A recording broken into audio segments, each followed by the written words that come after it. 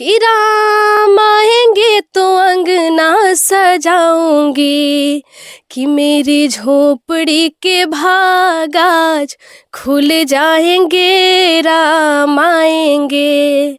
कि मेरी झोपड़ी के भाग आज खुल जाएंगे, राम आएंगे। अभी हम लोग मौजूद हैं उड़ान फिल्म्स प्राइवेट लिमिटेड पटना में। पटना के ये कंकरबाग में स्थित उड़ान फिल्म्स प्राइवेट लिमिटेड है, जहाँ पे हमें पता चला कि यहाँ पे एक बहुत उम्दा कलाकार, उभरने वाली कलाकार साक्षी सिंह है, जिन्होंने राम के लिए कोई भजन गाया है। तो आइए हम लोग आप लोग को उस गाने से रूबरू करवाएं और कोशिश करेंगे हम कि आपको बता सकें कि ये कहाँ की रहने वाली हैं और कहाँ से इन्होंने शुरुआत की है और किस तरीके का इनका गायिका अंदाज है। जैसा हम लोग अभी उड़ान फिल्म्स प्राइवेट लिमिटेड कंपनी में यहाँ पे मौजूद हैं और यहाँ पे म्यूज़िक से रिलेटेड चीज़ें, इंस्ट्रूमेंट्स वगैरह आप लोग को दिख रहा होगा। हमारे साथ अभी जुड़ी हैं साक्षी सिंह जी, जो आप देख सकते हैं एक बहुत ही नया चेहरा जैसा आप लोग को लग रहा होगा, क्योंकि आपने अभी तक इनके जो भी गाने वगैरह अगर सुने होंगे तो पहचानते होंगे, नहीं तो हम आपको इनसे मिलवाएंगे। ये साक्षी सिंह जी हैं और ये बाकी की बातें हम इनसे करते हैं। सबसे पहले आपका नमस्कार है। जी सर, आपका भी नमस्कार है। कहाँ की रहने वाली हैं आप? जी, मैं सिवान जिले से रहने वाली हूँ। मेरा गांव पड़ता है सिवान जिले में दरौली के पास। अभी हमने आपका एक गाना सुना जो बहुत ही मधुर आवाज में आपने गाया और बहुत अच्छा लगा सुन के। तो ये जो गाने के ये जो फील्ड है, सिंगिंग फील्ड, ये बचपन से आपका शौक है या फिर आपने इसके लिए वो अब पैशन बनाना चाहती हैं आप इसको? नहीं सर, बचपन से तो ऐसा कुछ नहीं था। जैसे मैं 9th क्लास में पढ़ती थी तो बाकी लड़की गाती थी तो मैं भी सोचती थी कि मैं भी क्यों ना ट्राई करूँ। तो फिर मैं जब 11th में आई तो मेरे पापा मम्मी ने बोला कि आप जाओ बाहर कुछ करो। बस तब से ही मेरे को लगा अच्छा, कि तो उड़ान फिल्म्स में आने का मतलब ये कहाँ से मिला आपको कि यहाँ पे उड़ान फिल्म्स है? इसके बारे में जानकारी कहाँ से जी, मिली? मैं साहिल जी के थ्रू इस कंपनी से जुड़ी हूँ। जी। जी। अभी ये आपका कौन सा पहला गाना है या फिर? नहीं, पहला नहीं है। ऐसे तो लगभग 6-7 हो चुका है, अभी और भी आगे होगा। अच्छा, तो आप अपने ये जो आपका जो अभी हम गाना सुन रहे थे, उस गाने के बारे में पहले आप हमको बताएं, फिर उसके 2-4 लाइन हम चाहेंगे कि हमारे दर्शकों को आप सुनाएं। जी, मैं राम भजन अभी कल ही रिकॉर्ड हुआ है जो मैं गाना गाई हूँ, तो 2-4 लाइन उसका मैं गाना बिल्कुल बिल्कुल, आप सुनाती सुनाएं। हूँ। जी। हाँ, कि राम आएंगे तो अंगना सजाऊंगी, कि राम आएंगे तो अंगना सजाऊंगी, कि मेरी झोपड़ी के भाग आज खुल जाएंगे, राम आएंगे। कि मेरी झोपड़ी के भाग आज खुल जाएंगे, राम आएंगे। ऐसे तो मेरा यही गाना रिलीज होने वाला है। बस दर्शकों से यही निवेदन करती हूँ कि जो मेरा गाना रिलीज बहुत होगा अच्छा गाती हैं आप, हमारी शुभकामनाएं आपके साथ है। लेकिन हम वो जानना चाहेंगे कि ये जो गाना है, आप इतना प्यारा मतलब गाती हैं, तो इसके लिए कभी पहले रियाज वगैरह की हैं, कहीं क्लास वगैरह पहले से? सर, क्लास तो नहीं की हूँ, ऐसे कोशिश करती हूँ मैं कि कुछ करूँ। चलिए, बहुत अच्छा गाती हैं, हमारी शुभकामनाएं आपके साथ है हमेशा। और हमारे साथ एक ऐसे शख्स जुड़े हैं। एक वो होता है ना कि बहुत सारे चेहरे होते हैं, तो कुछ चेहरे ऐसे होते हैं जिनकी ना तो तारीफ की जाती है और ना ही जिनके बारे में वो बताया जाता है, खुद ब खुद लोग जान जाते हैं। वैसे ही चेहरों में से एक चेहरा है गुड्डू भैया, जिनको हम लोग प्यार से कहते हैं, और कहीं ना कहीं बड़े बड़े चैनलों के साथ इनका पहले भी काम नाम लोग देख चुके हैं। और अभी ये उड़ान फिल्म्स पटना में ही हमको अभी अचानक से दिखे हैं, तो थोड़ी सी बातचीत इनके साथ करेंगे। सबसे पहले आपका नमस्कार है भैया। नमस्ते, प्रणाम। और सारे सवालात एक तरफ है, पहले एक छोटा सा सवाल कि आप पटना कैसे आ गए हैं? पटना तो मान लीजिए अपनी राज्य की राजधानी है। जी जी। देश की राजधानी में तो बहुत सेवा किए, तो सोचे आदमी कि क्यों न चल के अब राज्य की राजधानी में राज किया जाए। नहीं, लेकिन लोग जैसे दिल्ली, पटना से निकल के दिल्ली मुंबई जाने का ख्वाब होता है बहुतों का, लेकिन आप इस फील्ड में बहुत पुराने हैं। कहीं ना कहीं ऐसा बोला जाता है कि गुरु के रूप में लोग आपको देखते हैं। उस हिसाब से मुंबई दिल्ली छोड़ के पटना आना ये बहुत बड़ा डिसीजन नहीं लगता है कि बहुत हटके है? नहीं, पटना आना हटके क्या है, मान लीजिए अगर इंसान अपना जन्मभूमि ही भूल जाए तो फिर उस ये इंसान तो की खैर आपके उच्च इंसानियत विचार है, ये तो आपके उच्च विचार है कि नहीं हमने राजधानी के लिए किया, हमने दूसरों शहरों के लिए किया, लेकिन अब हम चाहते हैं कि अपनी जो बिहार की हमारी राजधानी है, बिहार में रह के हम काम करें और लोगों के साथ जो होता है आपका हमेशा से आगे बढ़ाने में एक योगदान रहा है। तो अभी कैसा लग रहा है उड़ान फिल्म्स के साथ काम आपने शुरू किया है? उड़ान फिल्म्स के साथ काम करने का एक अलग ही मजा है, एक अलग ही आनंद है। जी। लगता है यही कि अब फिर हम लोग दूसरा दशक भी बिता देंगे। जैसे पहला दशक बीता, अब दूसरे दशक में भी प्रवेश कर चुके हैं जी। इस भोजपुरी इंडस्ट्रीज के लिए। और रही बात, हम लोगों ने तो एक दशक में बहुत सारे काम किए, कोई उसकी गिनती ही नहीं है। फिर भी 2-4 काम आप ऐसा बता दें जिससे कि लगे लोगों को समझ में आ जाए। सर, काम की गिनती क्या करनी है, हम तो यही जानते हैं कि जो किए उसे सीख लिए, कि अब दोबारा जो करूँगा उसमें गलती ना हो, यही प्रयास रहता है। गिनती तो वो करते हैं जिन्हें कुछ आता ना हो। जिनके काम गिनती में होती है।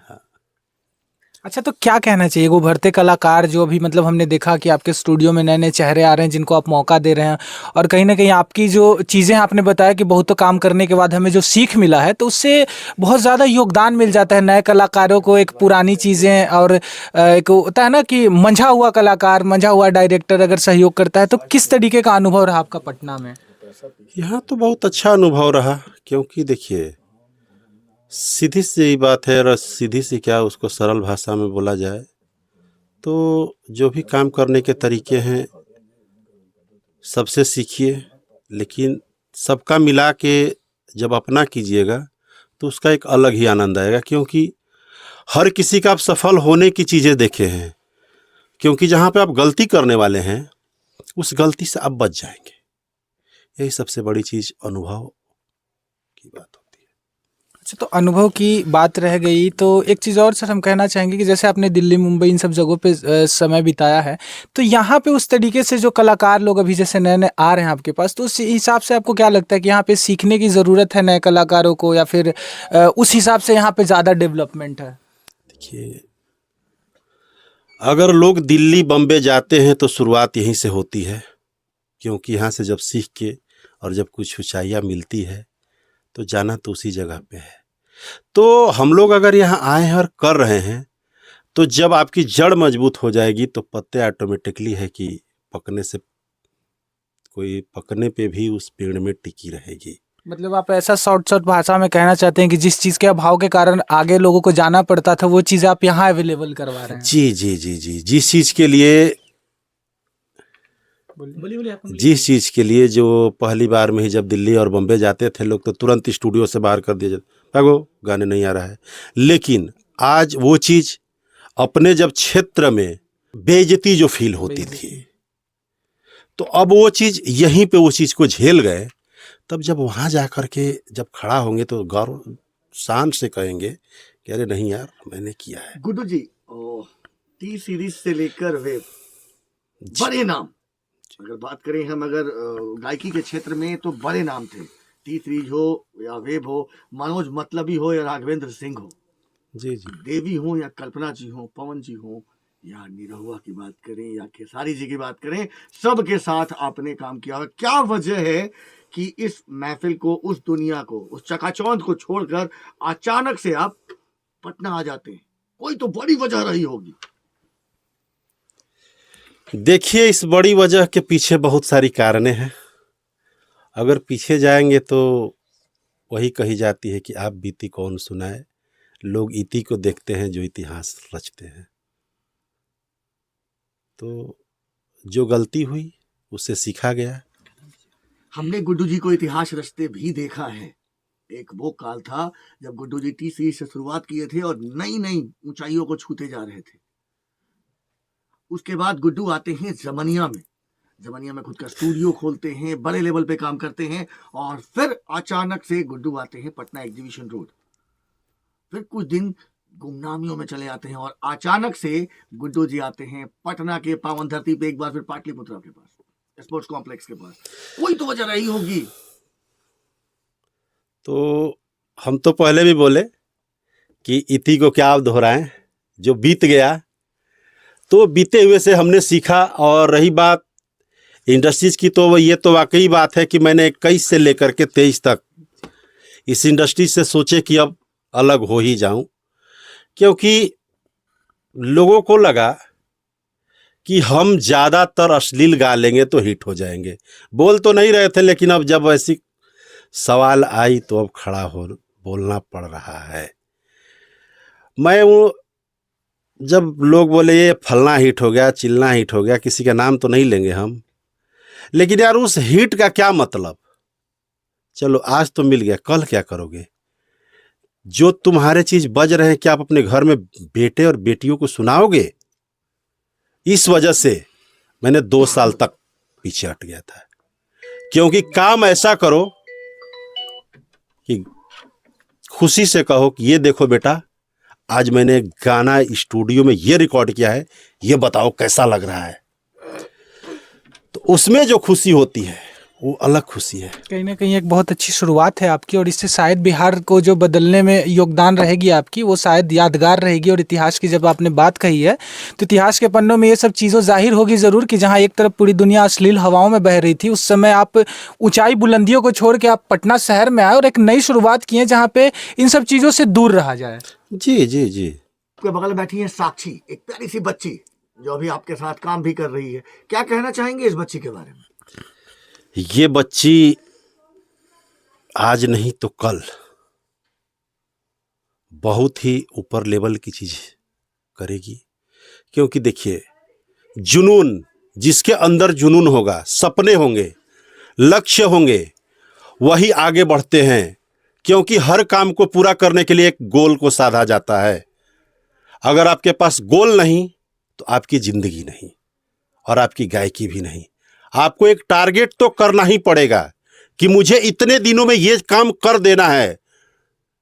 जगने पड़ेंगे, सोने भी पड़ेंगे, सब कुछ करना पड़ेगा, लेकिन लक्ष्य तो बनाना ही पड़ेगा। आज बहुत सारे लोग पीछे क्यों हो जा रहे हैं?